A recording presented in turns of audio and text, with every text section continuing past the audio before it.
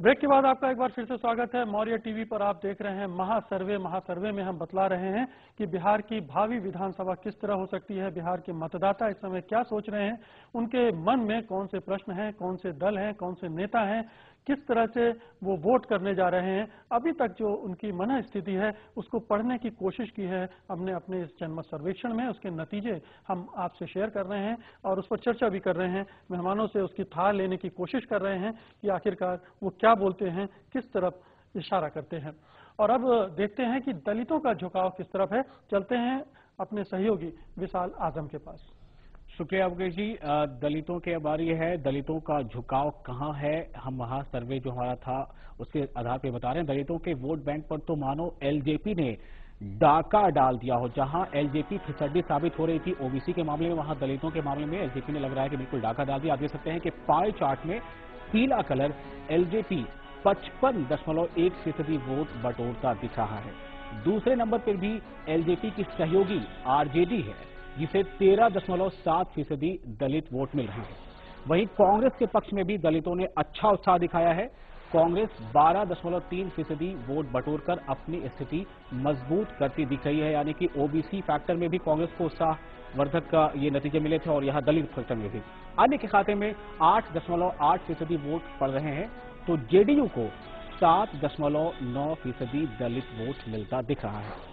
BJP की स्थिति दलितों के बीच बेहद खराब है दिख रही है। आप देख सकते हैं भगवा कलर का ग्राफ, नाम मात्र का महज 2.2% वोट।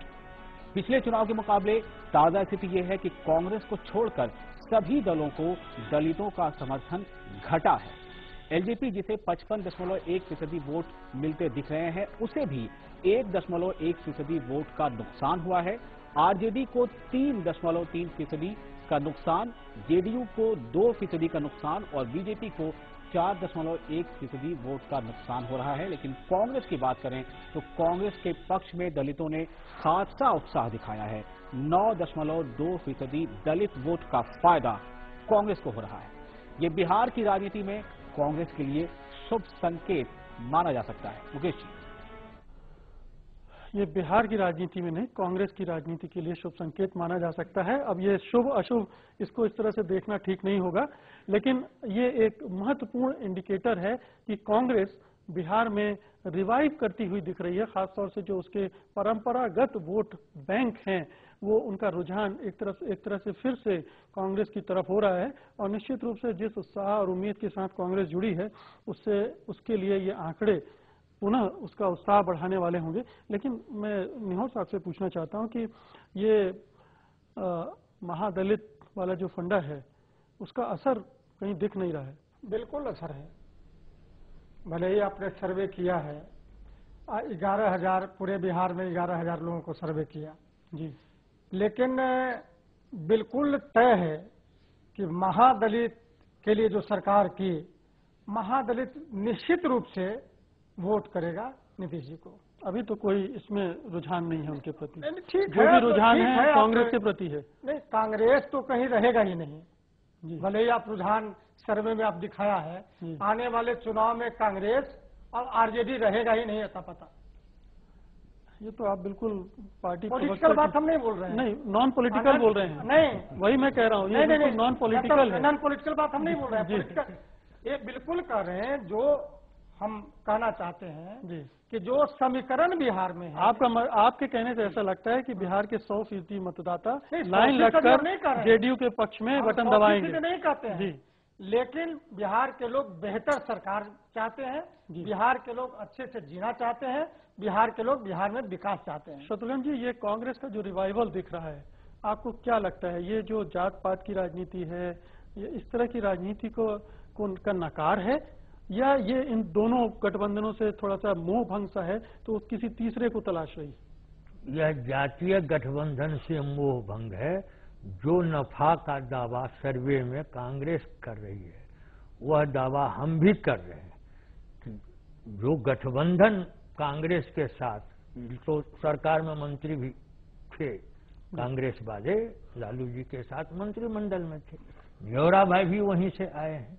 लेकिन स्थिति यही है कि जातीय गठबंधन इस बार निश्चित कमजोर पड़ेगा और जो पार्टी धर्मनिरपेक्ष रही है आजादी से लेकर के अभी तक, जिन पार्टियों ने लगातार जनसंघर्ष किया है इन पिछड़े और दलितों के उद्धार के लिए। कांग्रेस ने तो कभी कोई जनसंघर्ष किया नहीं, उसको वोट मिल रहे हैं। नहीं, कांग्रेस ने ऐसा तो कोई इतिहास है नहीं कांग्रेस की जो कल्याणकारी योजनाएं थी जी पहले की अपेक्षा, तो उसमें अल्पसंख्यक और दलित वोट के सबसे बड़े मालिक कांग्रेस पार्टी हुआ करती। वो इसीलिए ना, जब तक ये बना रहा एक कहना चाहिए कि वो छवि बनी रही, वो जैसे ही पता चला कि नहीं ऐसा नहीं है, वो इधर उधर खिसक गए थे। जी।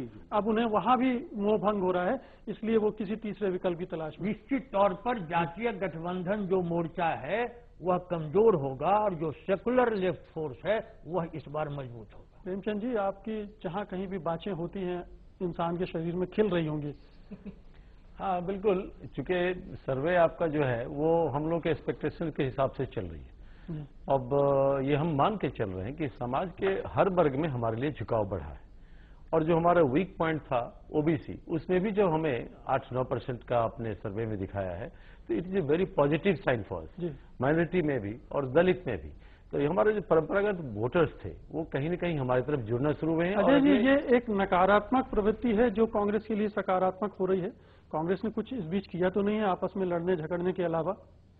नहीं, ये जो दलित वोटर्स थे ट्रेडिशनली कांग्रेस के वोटर्स बिहार में हुआ करते थे। अब ये मुहावरा हम लोग को छोड़ देना। हाँ, नहीं, परंपरागत वोट बैंक। हाँ, अब बल्कि दूसरी परंपराएं बन गई, उनकी बात करें। नहीं, परंपराएं बनती हैं और उसका असर रहता है कुछ दिनों तक, कुछ दिनों क्या बहुत दिनों तक उसका असर रहता है। बिहार में भी देखिएगा जो पुराने वोटर्स जिससे जुड़े हुए हैं पूरी तरह उनको नकारते नहीं है। लेकिन ये किस लिए कांग्रेस के प्रति अगर रुझान हो रहा है तो कोई वजह तो होनी चाहिए। यहाँ कोई वजह नहीं दिख रही सिवाय इसके कि जो दो बड़े गठबंधन है उनसे किसी तरह से उनका मोह भंग हो रहा हो, और एक तीसरे विकल्प की तरफ देख रहे हो जहाँ कांग्रेस थोड़ा ठीक ठाक दिख रही है।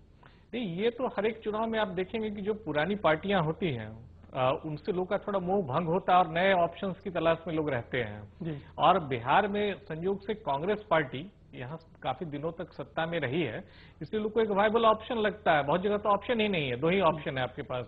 बिहार में एक तीसरा ऑप्शन बनने की थोड़ी बहुत संभावना बन रही है। लेकिन एक चीज यहाँ पर थोड़ा ऐड करना चाहेंगे कि जो आपके लेफ्ट का एक दलित सेक्शन से बड़ा ट्रेडिशन उनका भी एक लगाव रहा है, बल्कि एक दो पार्टियां जो हैं वो दलित वोट पर ही बिहार में उनकी राजनीति चलते रही है। हाँ, लेकिन मुझे लगता है वो दलित और जो पिछड़ा वर्ग है, अब वो जो ये मध्य मार्ग की वामपंथी पार्टियां हैं, इनसे हटके अति वामपंथ की तरफ ज्यादा उनका रुझान बढ़ गया है।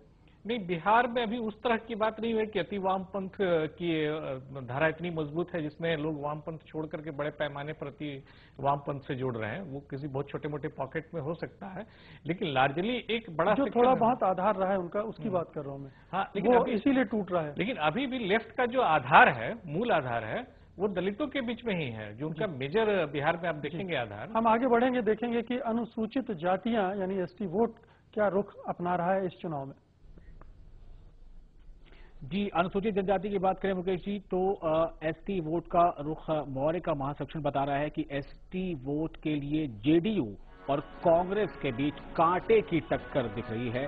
पाई चार्ट में हल्के हरे रंग में दिख रहे जेडीयू को 19.2% वोट मिलता दिख रहा है, तो सफेद रंग की पट्टी में कांग्रेस को 15.4% एसटी वोट मिलता दिख रहा है। तीसरे नंबर पर है नारंगी रंग की पट्टी यानी कि बीजेपी, जिसे 11.5% एसटी वोट देते दिख रहे हैं।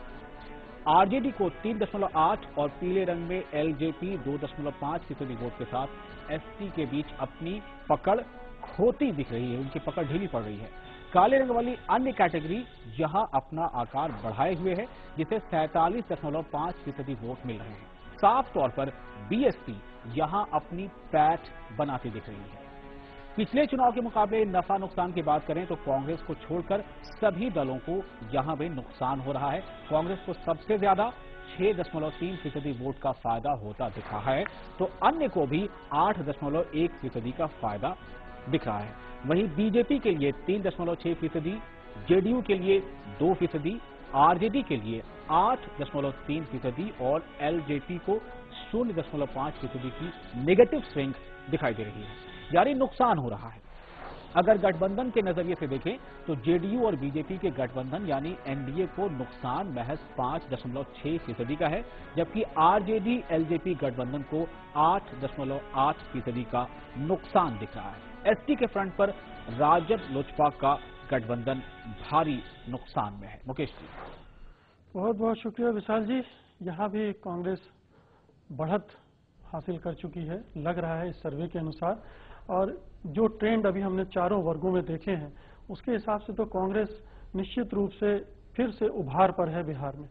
संक्षेप में नहीं, कांग्रेस उभार में है, लेकिन ये एसटी वाली बात जो आपके सर्वे से निकल के ये बहुत ही माइक्रोस्कोपिक सेक्शन है बिहार की राजनीति में एसटी, लेकिन संकेत के रूप में ले, संकेत के रूप में ले सकते हैं जो दिख रहा है, लेकिन बिहार की राजनीति में इसका कोई बहुत बड़ा रोल नहीं है एसटी वोटर्स का जी।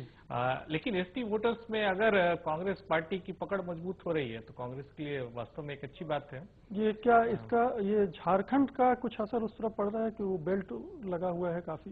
नहीं, देखिएगा कि एसटी वोटर्स लार्जली जब बिहार झारखंड एक हुआ करता था तो एसटी वोटर्स का झुकाव आइदर बीजेपी और कांग्रेस इन दो पार्टियों के बीच में ही ज्यादा बना रहता था जब बिहार झारखंड 2000 के पहले एक होता था। तो अब वो जो एसटी बिहार में है वो झारखंड से जुड़े हुए इलाके में ही है जी। तो बहरहाल वक्त हो चला है एक छोटे से ब्रेक का। ब्रेक के बाद वापस लौटते हैं और देखेंगे कि कुछ और सामाजिक समूह इस बारे में क्या सोच रहे हैं, इस चुनाव के बारे में क्या सोच रहे हैं, उनकी किस तरह की राय बन रही है। आप कहीं मत जाइए, हम फौरन लौटते हैं।